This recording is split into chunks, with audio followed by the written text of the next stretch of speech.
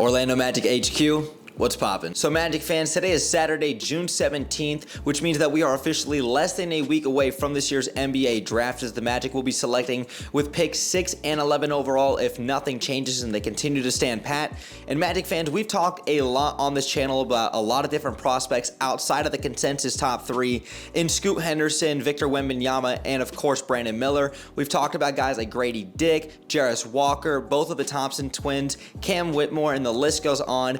And today we're going to be talking about another popular pick that a lot of Magic fans want in this year's draft, including myself, and that's going to come with Taylor Hendricks. Now, who is Taylor Hendricks? Taylor Hendricks is a 19-year-old forward from Fort Lauderdale, Florida, and he's not only a homegrown talent here in the state of Florida, he is a homegrown talent here in Orange County in Orlando as he attended the University of Central Florida, and in his freshman season for the UCF Knights, Taylor Hendricks finished second team All-AAC in his first year. Taylor Hendricks comes in at about 6'9", 215 pounds. This past season for the Knights, he averaged 15, 7, and 1, chipped in a steal per game, almost 2 blocks per game, averaged 1.4 turnovers, and had shooting splits of 48, 39, 78. I will say I did have the pleasure of watching Taylor Hendricks play up close and in person a couple of times this season. He's a terrific player, and when you really go back and watch this guy's tape, there's a lot of great things that stick out to you about this guy. I think he's one of the most complete overall players in this year's draft, and sure, only time will tell, but I'd love to have this guy here in Orlando. Let's actually talk about Taylor Hendricks and some of the strengths that he brings on the court. So talking about Taylor Hendricks and his strength offensively speaking, the first thing you're going to take a look at is with his shooting. He is easily one of the best shooters in this year's draft when you talk about efficiency, shooting from long range, and his ability to finish at the rim as well too. His mid-range game could use a little bit of work, but overall Taylor Hendricks is a phenomenal shooter. Let's actually take a look at his shooting chart. When you take a look at Taylor Hendricks' shooting chart, you can see that the top of the key is not as favorable for him when you talk about a 23.7 shooting percentage, but that right and that left wing are extremely favorable to him. He loves that. That left corner is very efficient for him at 54.5%, and even though that right corner is not doing too well, overall he's a great shooter, and you saw that with his 39% shooting from deep this past season. And then when you look at the points in the restricted area, Taylor Hendricks does a great job there as well too, shooting 59.3% inside that restricted arc, and he's not afraid to go up and go through contact. He does a great job with that. Taylor Hendricks, to me, like I said, is not only one of the best shooters in this year's class, it's very evident throughout his tape. This guy's a great spot-up shooter. He can go inside and out. He can clearly shoot over defenders with that 7-foot wingspan that he has and that 6'9" frame, and he's just a great overall shooter, a very good offensive player. And while I did say that he does need to continue to work on his mid-range game, like I said, I think he kind of makes up for it because he does have a great three-point shot. He can clearly finish inside and out and at the rim, and his mid-range game is solid. It's not the best right now, but it definitely needs some work. Another great offensive strength about Taylor Hendricks is his ability to move without the ball, not only on the three-point line, but also cutting to the basket. He hustles for boards, and he's got a very solid post game down in the interior. I don't think that's something that you're going to see from him at the next level, as he would be considered a lot more of an undersized forward, and you don't really see as much post game in today's modern NBA. He might have some opportunities here and there in general,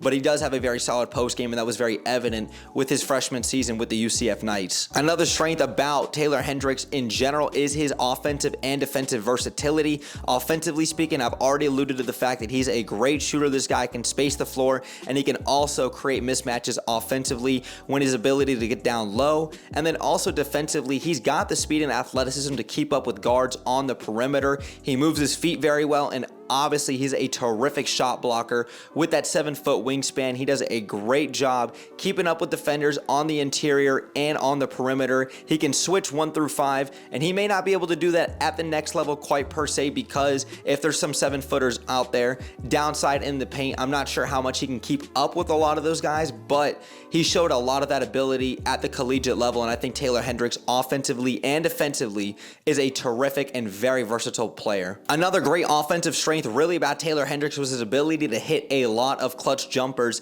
this past season for the UCF Knights. There was a lot of opportunities at the end of games, towards overtime, at the end of regulation, where he put the ball in the basket and he was making big time shots. And who knows how that's actually going to translate at the next level, if he's really going to be getting a lot of those opportunities. But if you go back and watch what he did this past season, he had a lot of big time jumpers that really help UCF either push the game into overtime or help them get the win. Now, really talking about about Taylor Hendricks' weaknesses, I think that he's an extremely complete player. I don't really see much holes in his game offensively and defensively speaking. Now, the one big glaring weakness I would say with Taylor Hendricks is not really that big of an issue. This is something he can continue to develop over time because he is only 19 years of age. It's going to be working up on his pull-up jumpers and really that form. When you take a look at the stats, Taylor Hendricks this past season shot 15 of 45 with shots off the dribble, and he was 8 of 20 with shots off the dribble on 2-pointers. And while the 8 of 20 shooting from the 2-pointers in that mid-range game is respectable, about 40%, I do expect him to continue to get better with that, and I do expect him to continue to work on his pull-up jumpers in general. He clearly has the talent, he's got the frame and the size, and I do think he has 50, 40, 90 written all over this guy at the next level over time, and obviously that's going to take some years to get to that kind of level. And that's really the only big glaring weakness I would identify with his game. I think offensively, he's a guy who's going to be a great player who can space the floor. He can obviously get down and into the interior, and he is a willing passer, even though the 1.4 assist may not say so. And I think overall, I think Taylor Hendricks is a phenomenal player, one of the most complete players in this year's draft. When you talk about a 6'9" forward who fits the modern NBA with that 7-foot wingspan, he's got 3-and-D written all over him, especially with that shot blocking ability that he has on the defensive side of the ball, with his versatility, his ability to switch 1 through 5, and offensively speaking, we know the type of shooter and the offensive production that he can put out. And like I've said before, I do think he's got 50, 40, 90 kind of written all over him. To me, he reminds me a lot of a modern day Jeremy Grant in the NBA, and it obviously took Jeremy Grant a long time to really get to this level of production that he's gotten to in his career. It didn't really happen with him in Philadelphia. And then more so in recent memory, he reminds me a lot of Jabari Smith Jr. coming out of Auburn last year, and a lot of Magic fans had expected Jabari Smith Jr. to be the #1 overall pick before we took Paolo Banchero. I think that they've got similar frames, similar size, and similar abilities, and I really like a lot of what I see out of Taylor Hendricks, all Homer takes and all UCF takes aside. I look at the possibility of Markelle Fultz, Jalen Suggs, Paolo Banchero, Franz Wagner, and Wendell Carter starting. And when I still take a look at the bench, and I'm going to talk about a guy in Cole Anthony who's embraced that 6-man role, Taylor Hendricks, possibly whoever we take at 6 or 11, depending on where the Magic want to take Taylor Hendricks. And then you're going to look at the rest of the depth with guys like Caleb Houston, Gary Harris, Bol Bol, Mo Wagner, Chuma Okeke. The list goes on. And I just really love the fit of what Taylor Hendricks would bring to this Magic team, not only with that shooting and that 3-and-D ability. I just think that you're not going to have to be asking Taylor Hendricks to be a primary ball handler, because we see guys like Markelle Fultz, Jalen Suggs, Paolo Banchero, Franz Wagner, all these guys bring the ball up the court consistently, and all these guys can handle the rocks. They're given that responsibility from Jamal Mosley to help run the offense. I don't think you would have that responsibility with Taylor Hendricks. He's going to be a guy that's going to be able to crash the boards. He's going to be a guy that's going to be able to spot up, shoot, and you can dish the ball out to him. And we know defensively the kind of intimidator he's going to be, especially down low and in the paint when he's blocking a lot of shots.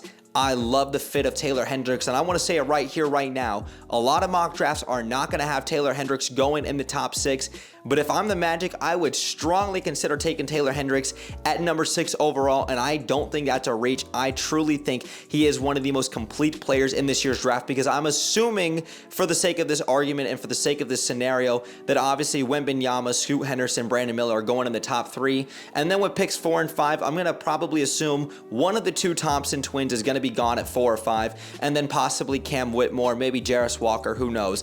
I believe Taylor Hendricks is going to be there at #6 overall, because if I'm Jeff Weltman in this Magic front office, I'm very much considering the fact of taking Taylor Hendricks with the #6 overall pick. I don't think he's going to fall to #11. I think he's too talented of a player with too high of a ceiling to fall to #11. But Magic fans, let us know your guys' thoughts in the comments down below about the potential and the possibility of a homegrown talent here in Orange County at UCF coming to the Orlando Magic and Taylor Hendricks. I know I would love it, and I'm sure a lot of you guys would. Let us know your guys' thoughts in the comments down below. But Magic fans, if you guys enjoyed today's video, make sure you guys go ahead and drop me a thumbs up. It takes 1 second and it helps me and the channel out tremendously.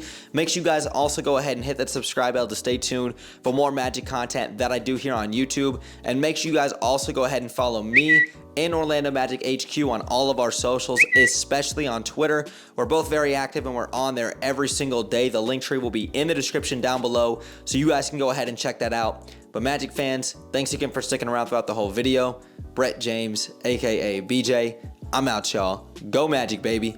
Peace.